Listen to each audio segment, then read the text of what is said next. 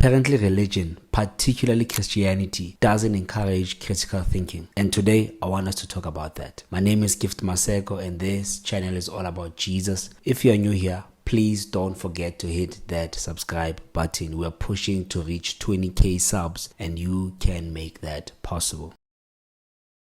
All right, let's get into it. First things first, I think it will be important for us to discuss when we look at issues to do with the Bible. These are very critical issues. A lot weighs on such subjects, especially when you discuss anything to do with the religion. A lot of emotions are vested when you discuss such subjects. I think for introduction purposes, maybe if I can understand from you, why is it that religion does not encourage critical thinking? The moment you start speaking about religion, religious people open their ears, and once it's not moving to the direction they want it to go about their religion, then their brains shut off and they go in a mode of attacking.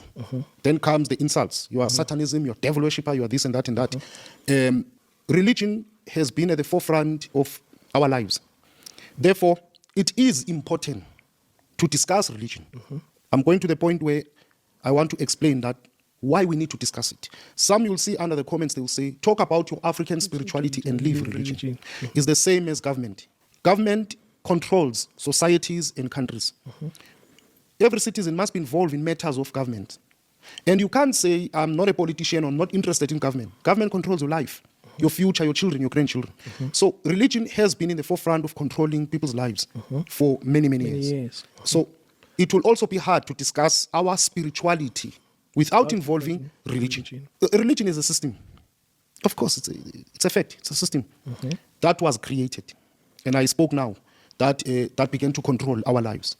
Your viewers will be surprised how religion has been involved in law. It has been involved in so many things that controls our lives, even within government.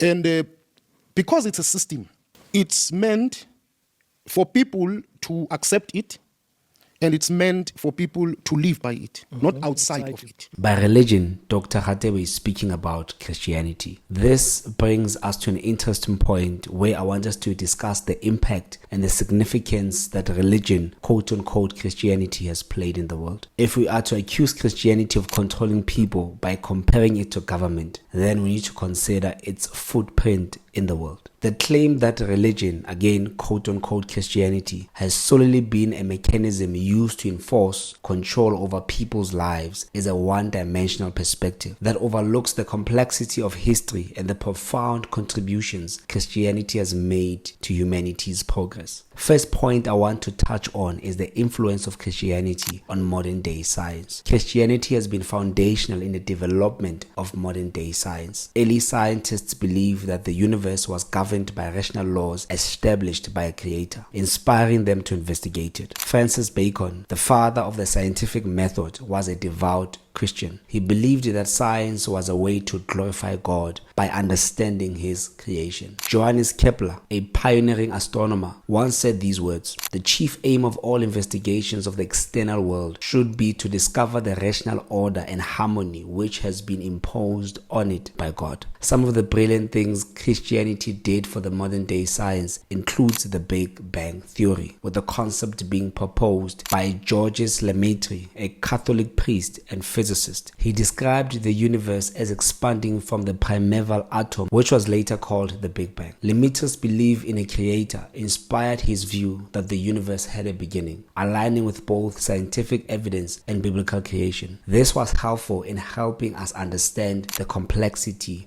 of our universe. Christianity was helpful in providing foundations for astronomy. Nicholas Copernicus, who was a Christian, proposed the heliocentric model, which is the concept of the sun-centered universe, revolutionizing our understanding of the cosmos. Johannes Kepler, a devout Christian, formulated the laws of planetary motion, famously calling his work "Thinking God's Thoughts" after him. When we consider biology, we have people like Gregor Mendel, an Augustinian monk who founded the science of genetics evidence through his studies of inheritance in pear plants. His work laid the groundwork for modern-day biology. Or how about physics and motion? You have people like Isaac Newton, one of history's greatest scientists and a devout Christian, who formulated the laws of motion and universal gravitation. Newton viewed his work as uncovering God's design in nature. We can always touch on the medical industry. Early hospitals were established by Christians motivated by Jesus' teaching to care for the sick. This Christian ethic of compassion is what continued to shape healthcare from then until now. And this is why many hospitals had names of Christians or Christian ideologies. The second thing we can always speak about is what has Christianity done for education and literacy. African spiritualists will never get their hands dirty, but always sit the whole day in podcasts making stuff up, will be quick to highlight the list of the ills of Christianity in Africa, but will never highlight some of the work Christian missionaries did to introduce formal education systems in Africa, which in turn has enabled millions and millions of people to access knowledge and skills previously unachievable. They are quick to criticize, but they would never show you one positive thing they have done to help an African child prosper. Through the annals of history, it is well documented that Christianity has been instrumental in advocating for human rights and social justice. We can speak about the abolition of slavery that was led by Christians such as William Wilberforce, who believed slavery contradicted the Bible's message of equality and love. Tom Holland, a secular historian who is not a Christian or religious, notes that Christianity transformed the Western world by making human dignity and compassion its cornerstone. Christianity has been in the forefront of democratic governance and charitable work through organizations like the Red Cross, World Vision, and Compassion International. How many times have we seen Red Cross come through for Africans, even South Africans here at home, when disaster strikes? And our government, including these so-called African spiritualists, are nowhere to be found. I can go on and on about what Christianity has done for the world and for Africans. And on the other hand, I would definitely struggle to come up even with one example of what African spirituality has done for an African child in terms of health and socio-economic development. Let's go back to the matter of critical thinking. If you have critical thinking,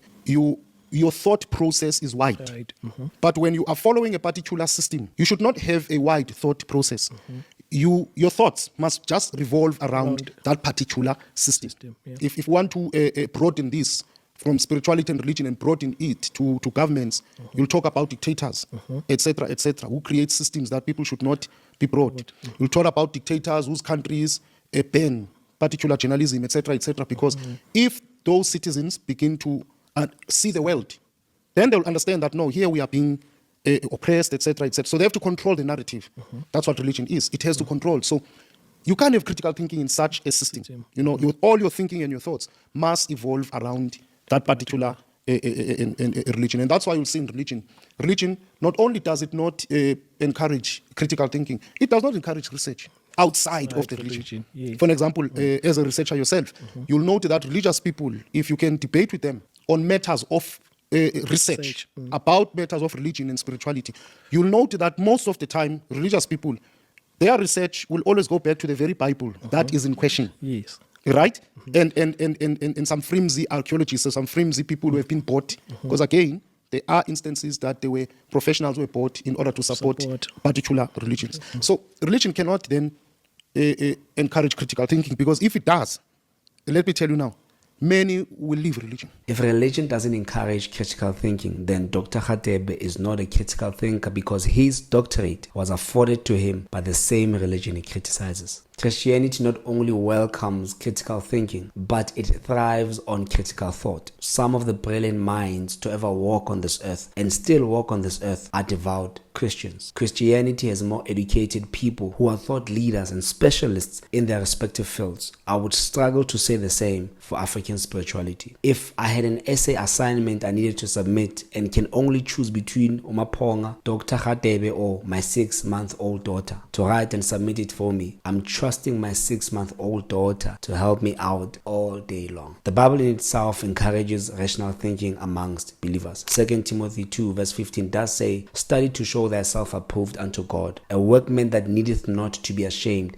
rightly dividing the word of truth. On top of that, when we consider church history, you realize that early Christian thinkers like Augustine of Hippo and Thomas Aquinas developed complex theological systems by engaging with Greek philosophy, demonstrating that faith and reason can coexist. C.S. Lewis, a modern Christian apologist, used logical arguments to defend Christianity in works like Mere Christianity. Christianity's emphasis on truth-seeking led to the establishment of universities like Oxford and Cambridge, where critical thinking was nurtured. African spirituality, on the other hand, often rely on oral traditions, mysticism, and ancestral worship, which lack logical structure and intellectual emphasis that is seen in Christianity. Practices like consulting traditional healers or diviners are based on subjective experiences rather than objective reasoning or evidence. Belief in appeasing ancestors or spirits often contradict basic scientific understanding of the natural world. Many forms of African spirituality attribute life events to supernatural forces without evidence. For example, illnesses are frequently blamed on witchcraft or curses rather than medical or environmental causes. Such practices can lead to harmful behaviors like ostracizing individuals accused of being witches, which lack any rational or moral justification. In fact, let's consider this chart where we can examine rational thinking between Christianity and African spirituality, and you tell me which one makes sense. When it comes to the basis of belief, African spirituality tends to believe in mysticism, oral tradition, and superstition, while Christianity's beliefs are rooted in scripture, reasoning, and historical evidence. With regards to how both worldviews approach suffering, African spirituality will often put a blame on spirits or witchcraft, in which this kind of thinking has torn many families apart and enforced a culture of hate and resentment within our own African people. Christianity, on the other hand, points out the issue of sin and our need for redemption through Jesus Christ. African spirituality's worldview is built on a cycle of events caused by curses and fear, while the Christian worldview is linear, meaning there's always room for growth through salvation, and it advocates for a purpose-driven life. And lastly, when it comes to critical thinking, just like we see with Dr. Radebe, African spirituality lacks structured reasoning, while Christianity encourages questioning and understanding. Let's pray for Dr. Radebe that the Lord can open his eyes and mind to the truth, and that he can give his life to Jesus, who's master and Lord over his life. If you like what we do here, you can be a monthly member or join our Patreon. It helps us a ton in terms of pushing out such content. If you found value in this video, then you'll definitely enjoy the one you see on your screen right now. Until the next video,